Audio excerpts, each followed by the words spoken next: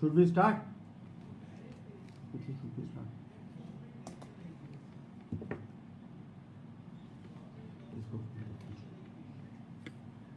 Good evening, friends. I would like that we should wait for a few minutes so that the other people may also join. I am happy that we are constructively utilizing this period of lockdown. And this series of lectures is not only enriching our knowledge, but is also helping us to deal with such matters and such subjects which otherwise we would not have occasion to do so. I am happy that such forums have started working on this subject. I am thankful to this Lawyers Bit group who have taken a positive approach to this and are working hard for arranging and organizing these lectures and series of subjects beneficial to all of us. I am thankful to Sham Sharma, advocate, who had approached me with a request to say some few words on the subject. After discussing with him, we chose the subject of Hindu properties, and that is the properties of the HUF and the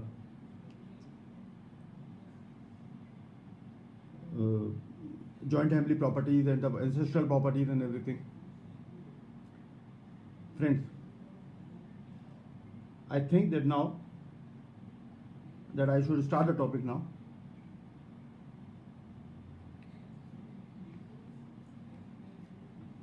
Friends, this subject of the nature of the property, what we hold and enjoy during our lifetime,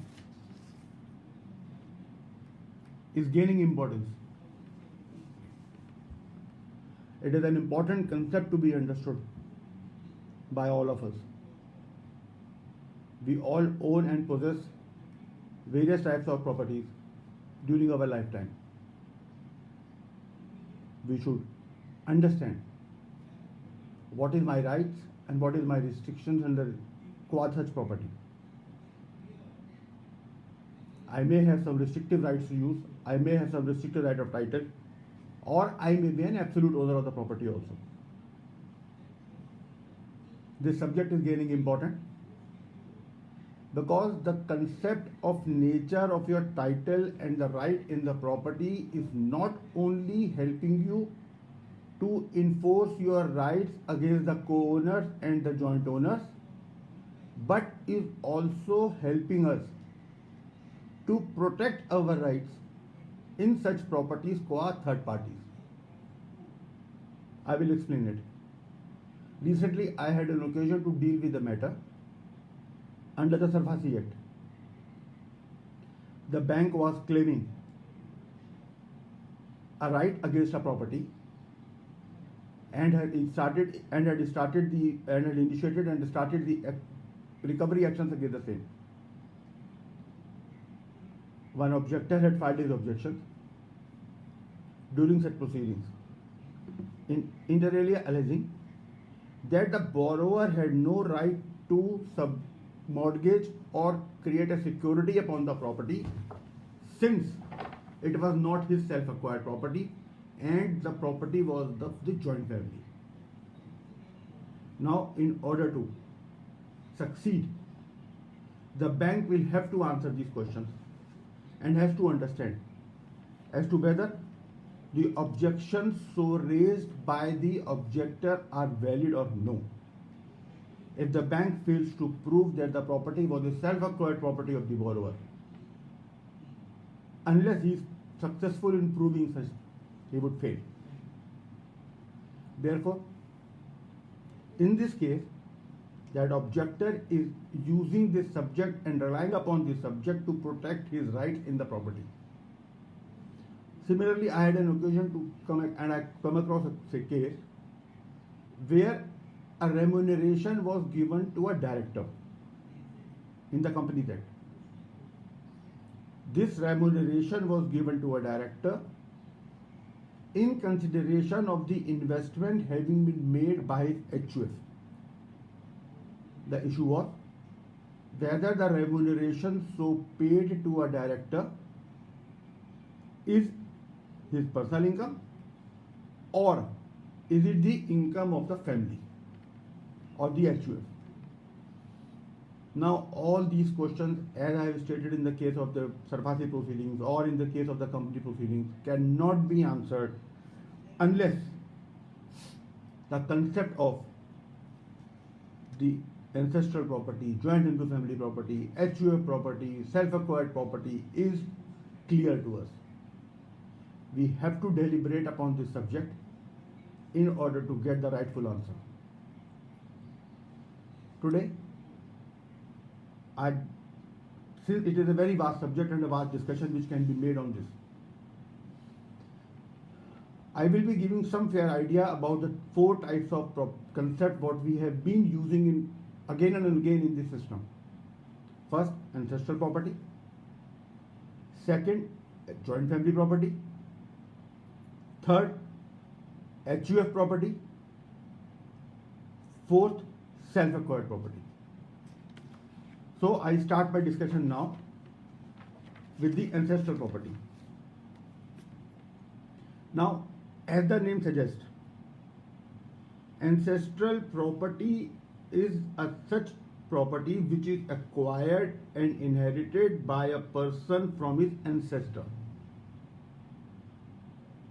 Such property has a nomenclature and a character of being ancestral in nature. This property is coming to him as a common ancestor, from a common ancestor. First, I will discuss something about the uncodified law, which was the law prevalent prior to 1956, that is the enactment of the Hindu Succession Act. Prior to 1956, at the enactment of such act, the property was being governed by the uncodified law.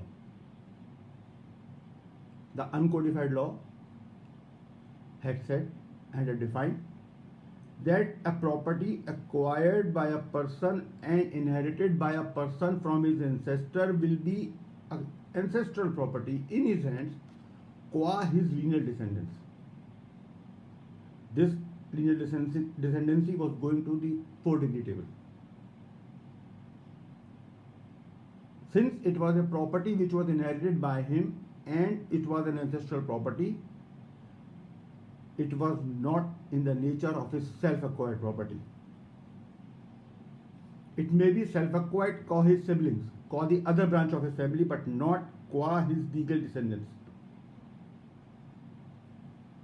Therefore, it was also said that any person who getting a birth in the family would get a right in the ancestral property merely by virtue of his birth.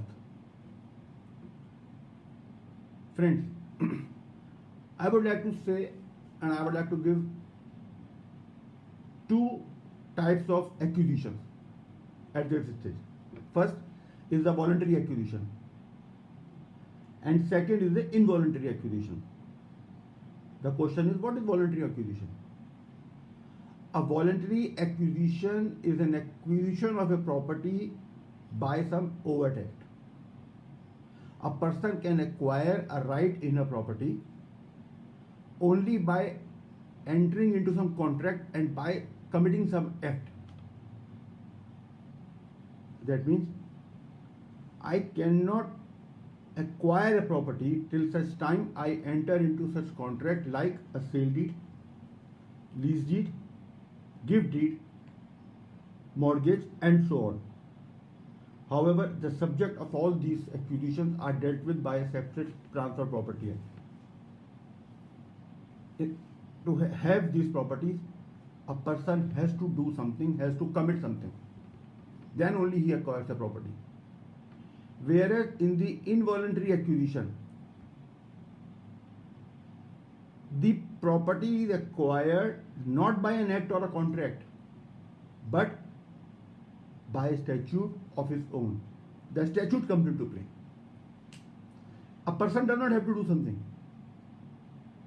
Like in the case of a will, a person acquires a title in the property not because of a contract or because he has done something or he has acted something, but because the testator has left behind a will in his favor. Merely because he is a legatee under a title and a beneficiary under a will, he gets a title. Similarly is the ancestral property, wherein a person gets a title in the property merely by his birth. Once you have born in a family, you automatically get the right in the property. You become the co-owner or a joint owner or a part owner of the property. You have done nothing. Therefore, a right in the property as per the old law was created by virtue of her birth in the family. This was the position prior to 1956 before the Hindu Succession Act 1956 was enacted. However, there has been a change in the legal position now. If we go to the preamble of the Hindu Succession Act, the preamble of the Hindu Succession Act says that it is an act to amend and codify the law relating to interstate succession among Hindus. That means this preamble read with section 4 of the act, which defines its applicability, as also the overriding effect of the earlier law, clearly say that now a person would inherit a property in accordance with the Indian Succession Act. That is, now a statute would prevail upon the uncodified law, and the law has been codified by virtue of this section and the provisions of this act. Under section 8 of the act, there is a scheme of inheritance, a schedule of inheritance, and a procedure how a property would be acquired on the death of a male member. Section 8, read with the other provisions of the act, clearly say that now a property acquired by a person from his ancestor in virtue of section 8 would be his self-acquired property.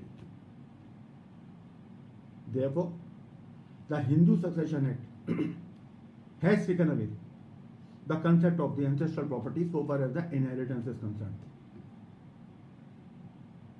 This provision was discussed and dealt with by Honorable Supreme Court in the judgment of the Commissioner of Wealth Tax versus Chandra Sen, which is reported as 1986-3 SCC, page 567,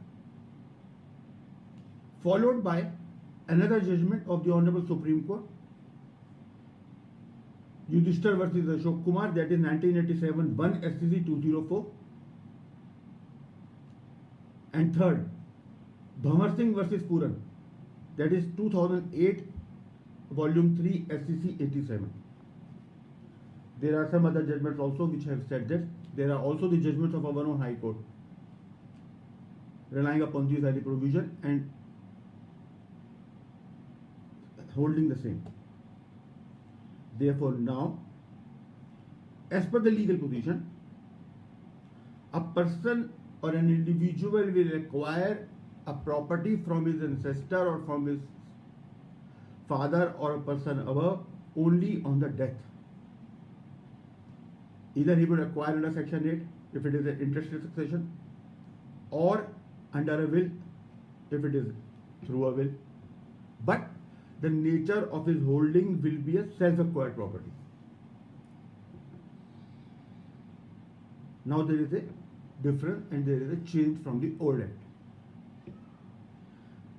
In short, it can be said that while the previously right was created by a birth, but now the right is created by the death of the ancestor.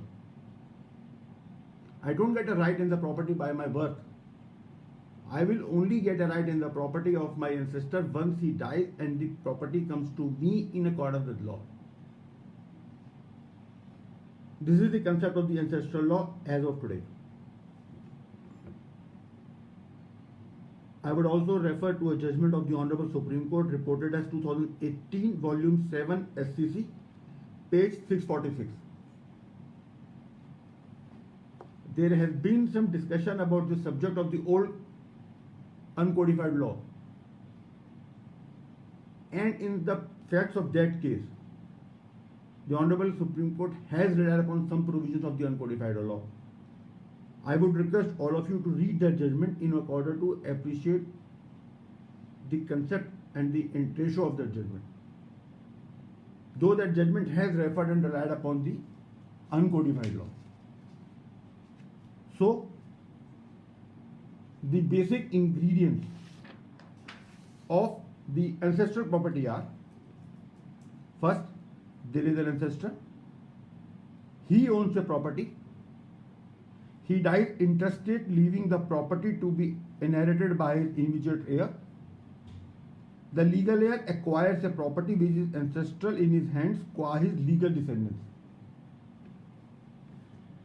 If these conditions were fulfilled, the property was ancestral in the hand of a person qua his lineage. However, as I have stated, in view of section 8, there is a transgression in this section. This concept of ancestral property will again come further when we discuss the joint Hindu family property or a HUF. Today, as an individual, it is only a self-acquisition and a self-acquired property. It will become a self-property. So far as the concept of the joint Hindu family property is concerned,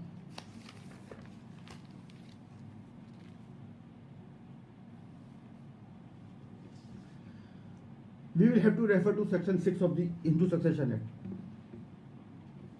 Hindu Succession Act says that on and from the commencement of this act in a joint Hindu family, a co-partner will have a right. That means section 6 of the act is dealing with the joint Hindu family and a property being possessed and controlled by that joint Hindu family. Law has further gone to say that a member of a joint Hindu family is a co-partner. A joint Hindu family is a collective group of all the family members.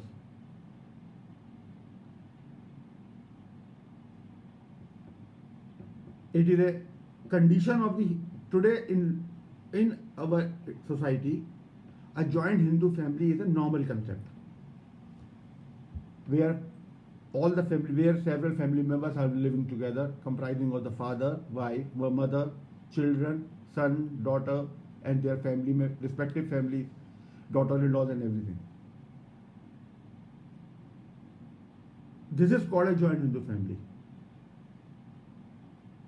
It is a wider concept, and a bigger meaning has been given by law to the joint Hindu family.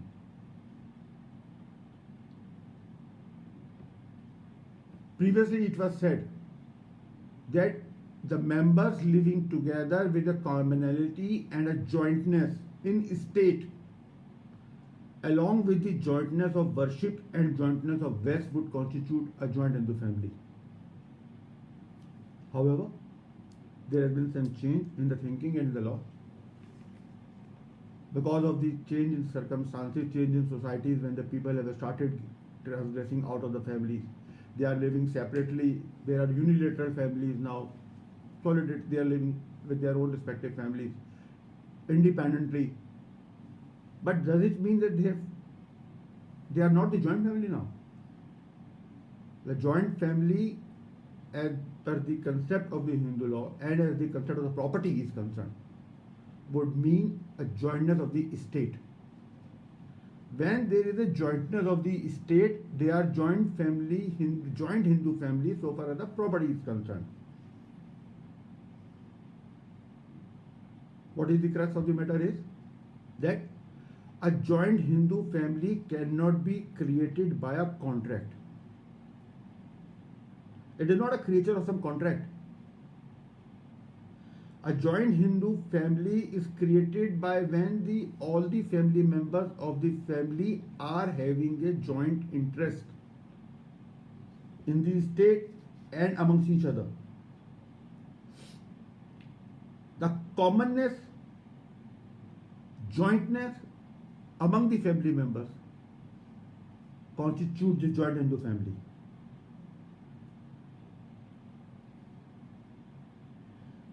Previously, prior to 2005, the daughters were not part of the joint Hindu family or the HUF. However, there has been an amendment in section 6, and now a daughter has also been included as a member of a joint Hindu family and has been given all rights as that of a co-partner.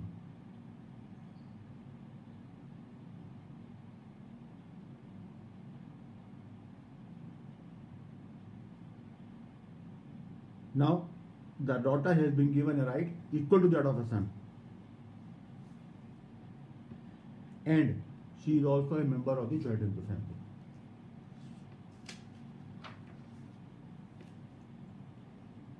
In common parlance and the law, a joint Hindu family is always taken to be a HUF. As the name suggests, again, a family living together and united is a Hindu undivided family. All members of the family are together, co-partners, and there is unity of all the members of the family who are linearly descendant from a common ancestor. HUF is also an entity which has been recognized by the Income Tax Act. HUF is a legal entity so far as the income tax is concerned. They file returns, they are assessed to the income tax, they pay tax, and all such liabilities and the advantages whatever the Act provides to them. Now, the basic ingredient of the Hindu undivided family may be noted as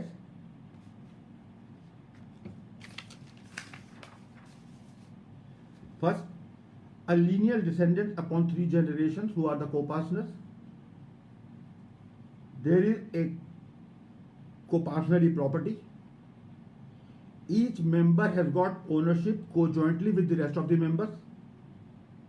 Possession and enjoyment is common. No specific share of any of a co-partner since the share keeps on fluctuating. No alienation is possible unless for the necessity and benefit of the family. Anybody at any time can ask for partition. If all these ingredients are complete, it will form a Hindu undivided family and a joint Hindu family holding a property. Friends, as we have seen, the main crux is that a family having a joint intent to maintain and keep a property is important. There is a jointness in the state. The joint Hindu family or the HUF is being managed by the manager who is also called the Karta of the family. Normally he is the eldest male member. He enjoys and runs the property and manages it. But there is also a restriction on his power. He cannot sell and alienate the property of his own choice. He cannot gift it to anybody of his own choice. Such transfer or an alienation of the property by the manager or the Karta has to be in the interest of the family and for the betterment of the family. If, for example, there is an unmarried daughter in the family and the family does not have well sufficient means, financial means to get her married, but they have a property, the law says that if such property is sold to generate funds for arranging the marriage of the family daughter, then it is a legal necessity and for the betterment of family. Such alienation of the property by the Karta is valid and legally recognized. He cannot sell such property of his own at least without the consent of all other members. There are some instances when the property can be sold by a Karta but with the concurrence and consent of all the other members. Property can be sold. If the market prices are high, if the rent is high, or the property is not really yielding any profit or rent, why to keep the property? The family decides and the property can be sold and the money can be utilized for some other purposes.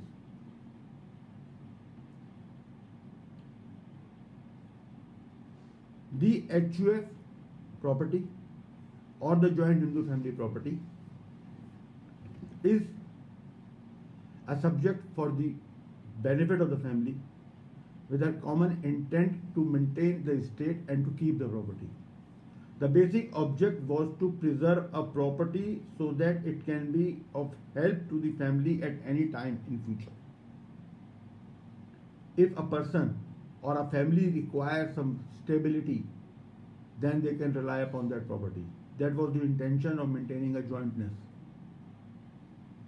so that in the hour of the need, the property is available with them.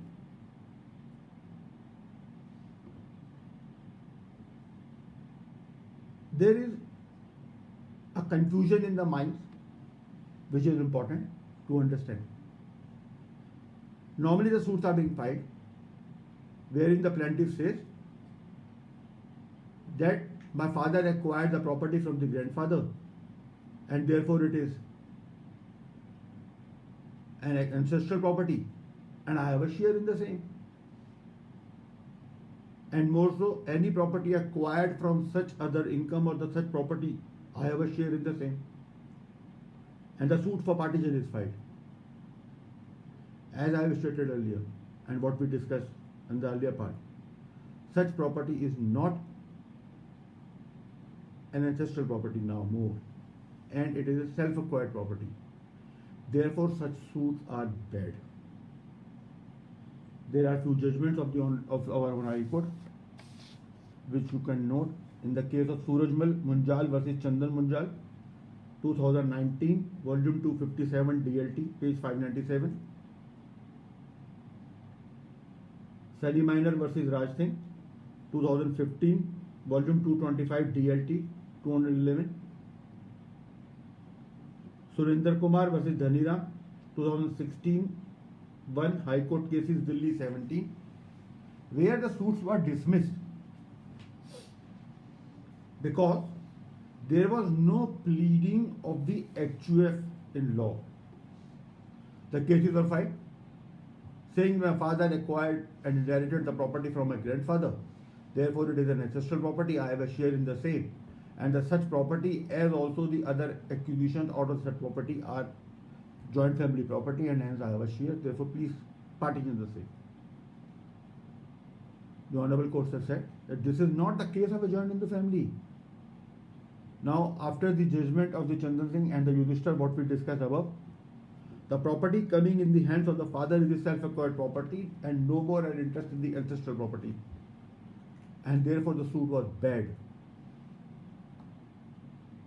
If we go through these judgments, the court has also said that the plaints so drafted and so presented lack the material particulars of how the HUF or the joint Hindu family was in existence.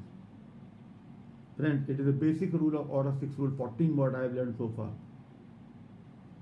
A pleading is to be drafted very cautiously and all necessary particulars have to be given.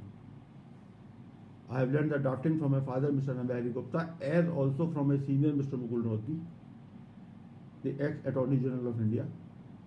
Both of them were very specific that the pleadings have to be facts related.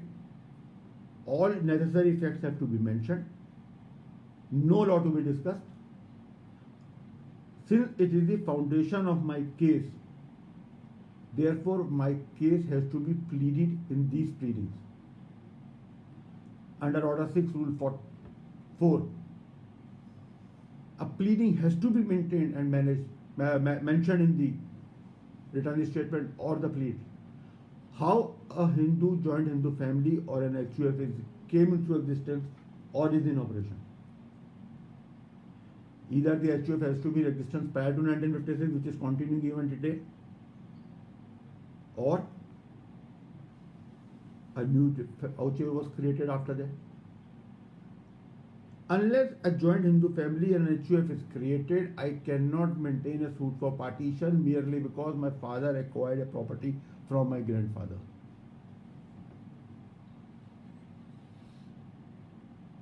I have to make out a specific case that why a joint Hindu family is managed and maintained in the family.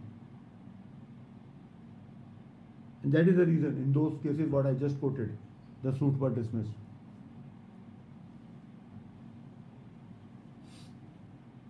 A pleading has to be very cautiously drafted. Before drafting a pleading, a counsel has to have a detailed discussion with the client. You have to understand the true facts. You have to understand what is the true case and then incorporate in the pleading so as to maintain your case of a Hindu undivided family or a joint Hindu family. I have to maintain and I have to state that why I am claiming a Hindu undivided family, how it was created and when it was created and how it is being maintained. The question is now how a Hindu undivided family can be created. Either it is being there since long and I being a partner I am just continuing with that. However, if an HUF is to be created, then I have to give a clear, unequivocal and unambiguous intention to create an HUF with my other lineal descendants or with my children and other family members. That intention has to be very clear. Either I create an HUF from my ancestral property, what I acquired and inherited from my father or father. That property can be put to the common hodgepodge of an HUF and an HUF can be created. Or I can create an HUF from my self-acquired property which I can blend and I can start my HUF with that property. It is a declaration. It is a declaration of the intentions of a co-partner that he wants to put his self-acquired property or his property into a common hodgepodge. Once an HUF is created, then further property can be acquired by the said very HUF. That property or the business or the earnings can get further property and add to the more of the value of the assets of the HUF. The other co-partners can also put their self-acquired property in the common HUF. The common HUF, this will have a now bigger pool. These properties will be the HUF property. They will be dealt with by the income tax department and the income tax in accordance with law. In order to create an HUF and to give a property a color of an HUF property, the most important is the intent. An intention. A person or a member of a family permitting another member of the family to use the property is not blending. It is just a permissive use to a member to use it. But he has no intention to put the property into an HUF property. His intention of blending has to be very specific and clear.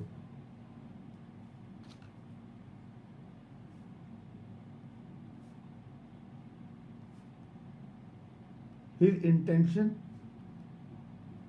should be unequivocal that he wants to put his property into the HUF. So, an HUF is a concept recognized by the Income Tax Act, whereby all the parties have a commonality in the estate and they are having a jointness upon the property.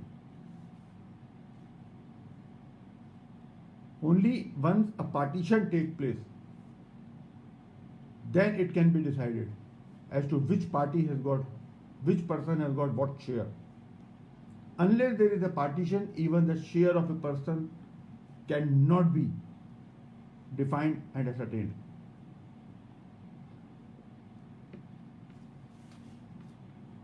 I had an occasion to argue a matter whereby a suit was filed by a brother of my client saying that their father had purchased the property in the name of my client, who was the defendant in the suit, since he was the eldest male member.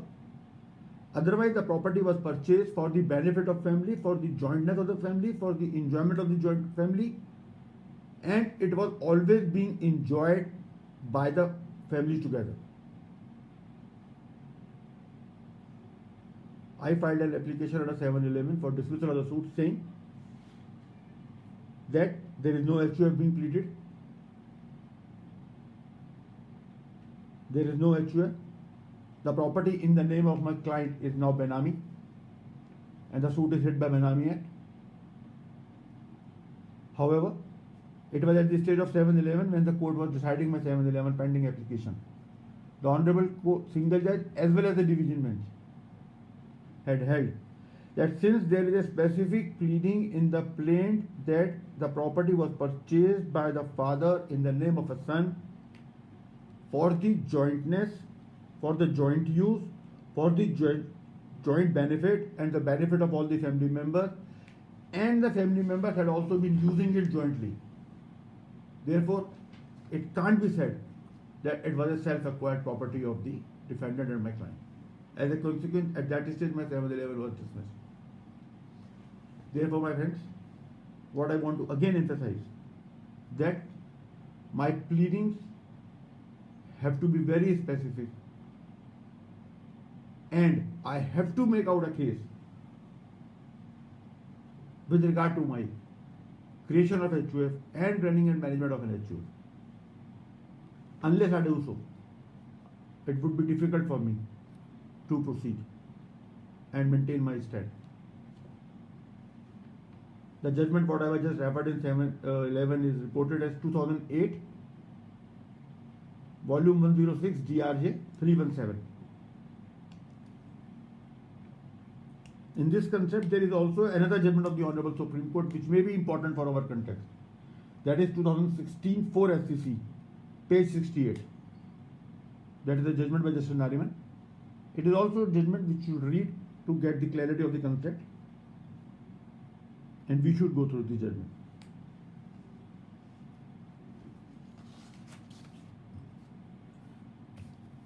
So, we had now seen the concept of the joint Hindu family, HUF, as well as the ancestral property. The fourth is the self-acquired, which is obvious, a property which is acquired by me, which has been acquired by me from my own funds and from my own efforts, is my self-acquired property, and I am the absolute owner thereof. I have a right to use and enjoy the same in the manner I may like.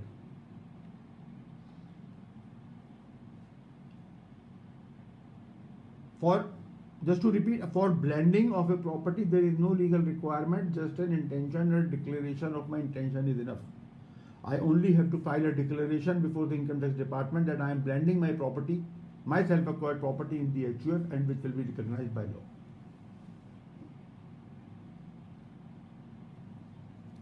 There are circumstances when the joint Hindu family is being maintained and run, and sometimes the returns are not being filed. However, it does not mean that there is no joint Hindu family. But it is always advisable that once you are having a property, once you are having a joint Hindu family or a Hindu undivided family in your family which owns and acquires a property, that is necessary and required that we file an income tax return. because now it is an entity holding and enjoying a property, which also liable to tax. Therefore, a return should have been filed.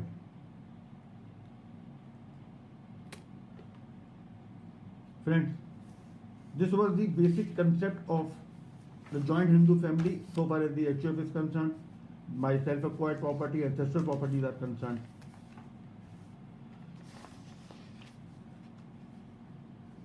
The issue is, what is the need of understanding the subject? Now, the disputes are arising, and the disputes keep on arising. The disputes arise because of some few facts.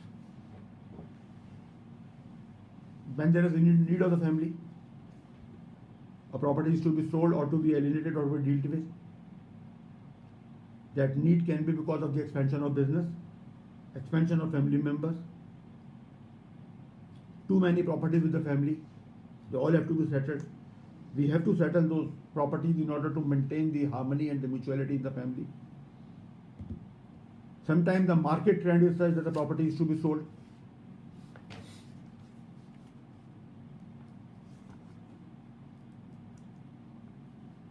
In that event, when the property is to be alienated and is to be settled and all family settlements have to take place, then these concepts of Hindu undivided family and a joint Hindu family and ancestral property become important. I have also stated earlier that a joint Hindu family may be a bigger concept because of all the members and the jointness. However, HUF is comprising of the co-partners having the same status as of the joint Hindu family.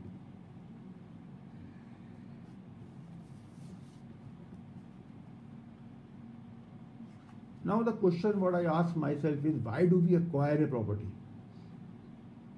Why should a person acquire a property?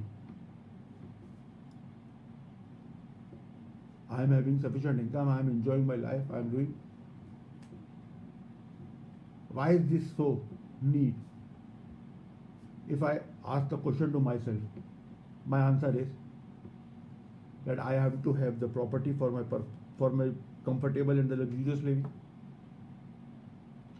Secondly, I want to earn a property so as to give to my children so that they can have a comfort and good life in their future. So the property is acquired by a person from his efforts, or otherwise, as we have discussed earlier, for himself, his family, and for the future of their children.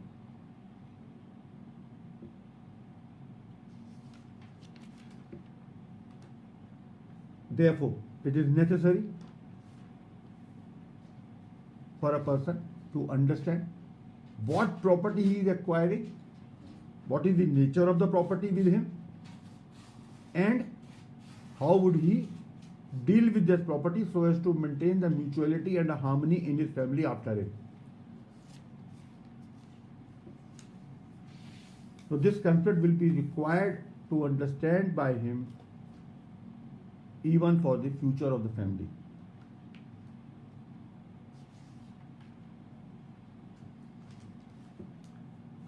A co-owner and a joint owner. One is a owner in common and another is a joint owner. The discussion of the joint owner and a co-owner can be found in section 19 of the Hindu Succession Act.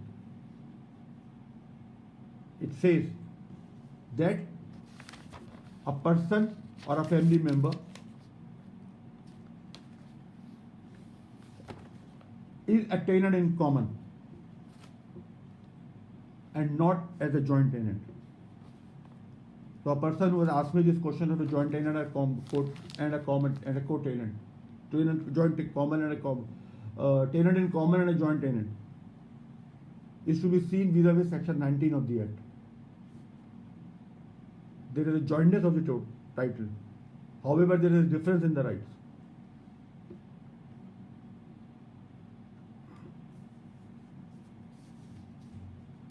Friends, do we acquire the property only for our purpose or for the purpose of our family?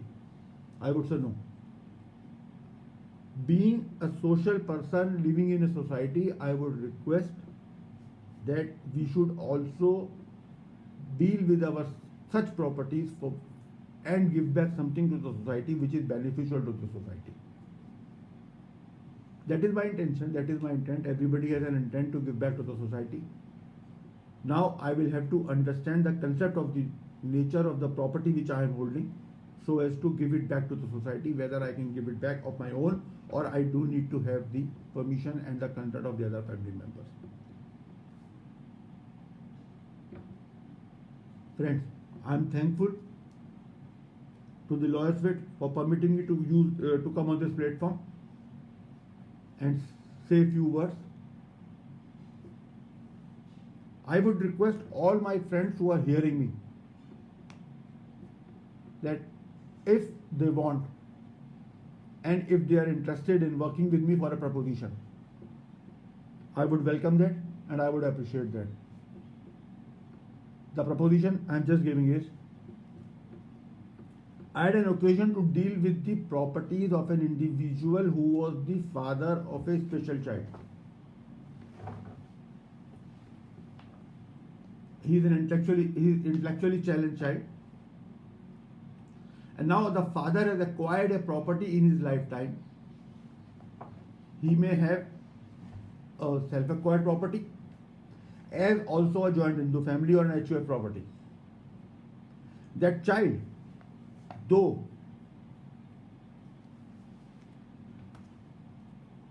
may be intellectually challenged, may not be competent to contract under the law, but yes, definitely he has a right in the property. And father also wants to preserve and protect his future. Since I have been working on this subject and I have been working for some time, I have been asked by so many parents this question: what should they do? How would they secure the properties of this son who is intellectually challenged? Whether the answer is will, trust,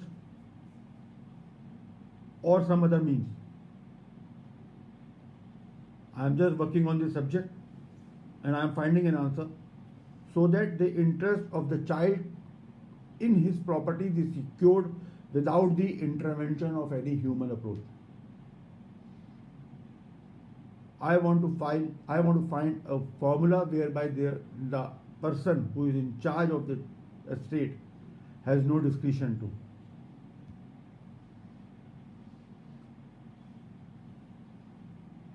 Like a will, if I appoint an executor, the executor can play around with dirty and dishonest. Similarly, a trustee can do so. Now, I am just working on this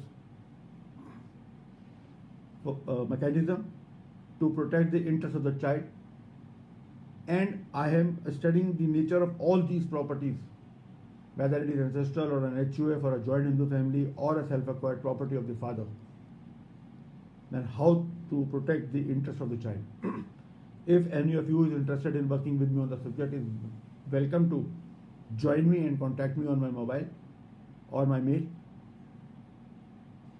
and I am ready to work on the subject.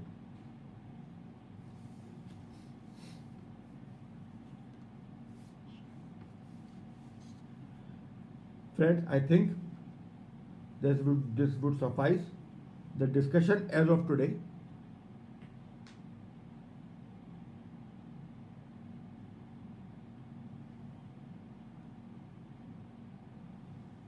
With regard to the concept and the nature of the properties, what a person has and possessed during his lifetime.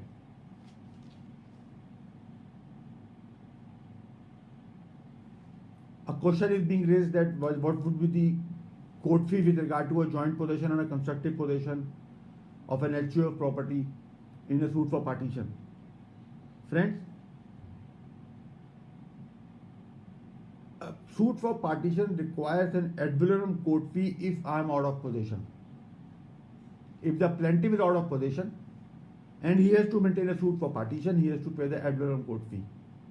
However,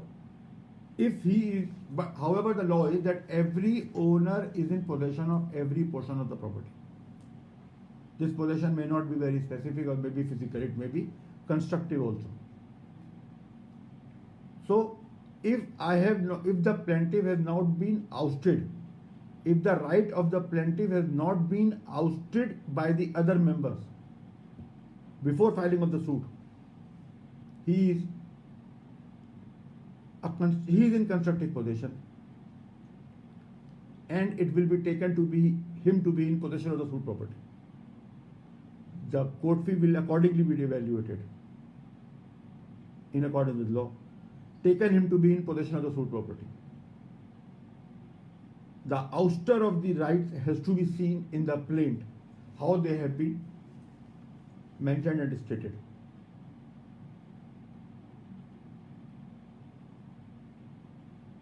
So friends, this was the concept of all the three properties and the manner how they are being dealt with in our society. Questions are being asked with regard to the partition and the mode of partition. That is a very different and separate chapter. The partition of these family properties and the Hindu undivided family is a different subject.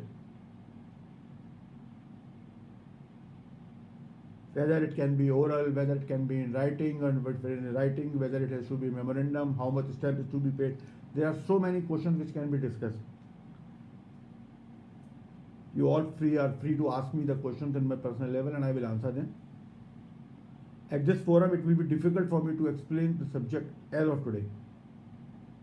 If there are so many queries, it may be that we may come again.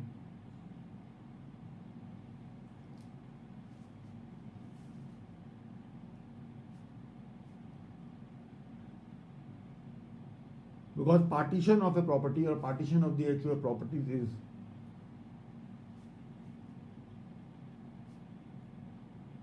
differently to be handled.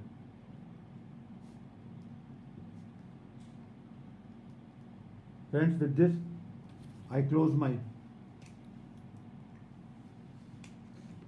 discussion and thank all of you of giving time and hearing it. Thank you.